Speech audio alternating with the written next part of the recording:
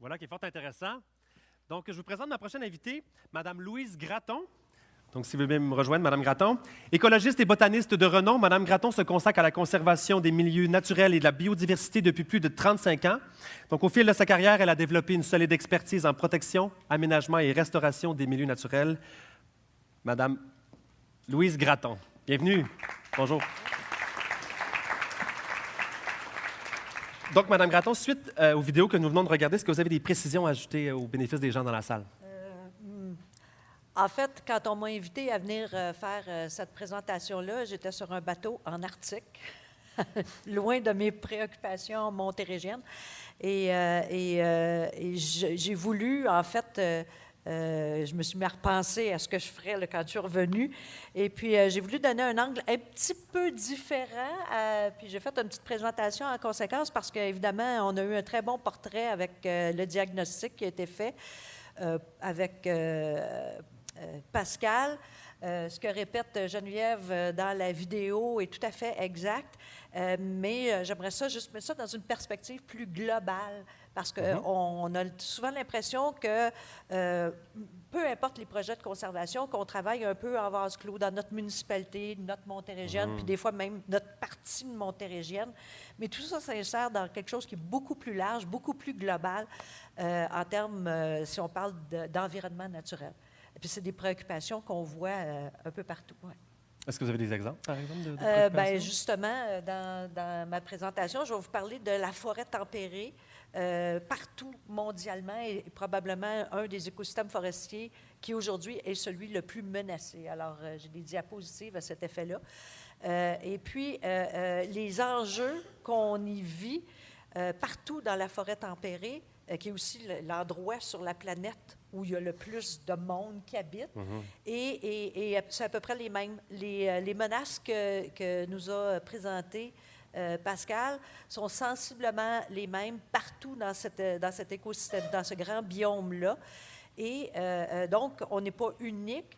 Ce qui est unique, c'est que probablement en Amérique du Nord, il nous reste les plus beaux échantillons de cette forêt-là. Et parmi ces échantillons-là, les montérégiennes sont celles qui représentent probablement le type de forêt tempérée parmi les plus diversifiées qu'on a au Québec. Donc, est-ce que c'est correct de dire que l'environnement naturel subit différentes pressions, évidemment, oui, comme vous le dites? Oui, tout à fait. Oui. C'est différentes pressions dont vous êtes conscient, on ne vous apprend rien là, quand on fait ça. Et ces pressions-là, il y a des solutions pour les minimiser. Il y a des solutions il y en a déjà certaines qui sont mises en œuvre. Il y a des enjeux aussi le fait que ces îlots sont pas tous, mais la plupart d'entre eux sont très isolés. Alors, il y a des solutions qui sont trouvées partout dans le monde. Il y a une très grosse tendance à développer, par exemple, les fameux corridors écologiques. Ces corridors-là, au début, ont été, je dirais, designés, pour utiliser un terme anglophone, pour subvenir aux besoins des espèces animales, mais on se rend compte aujourd'hui que face au changement climatique, et il y a des études qui le démontrent, que chaque îlot forestier qui a une certaine superficie va jouer un rôle critique au niveau de notre adaptation au changement climatique. Merci. Merci infiniment. Donc, d'après ce que vous avez dit, ce que je constate, c'est que dans les prochaines années, on va avoir certains défis. Oui. Quels seraient les défis?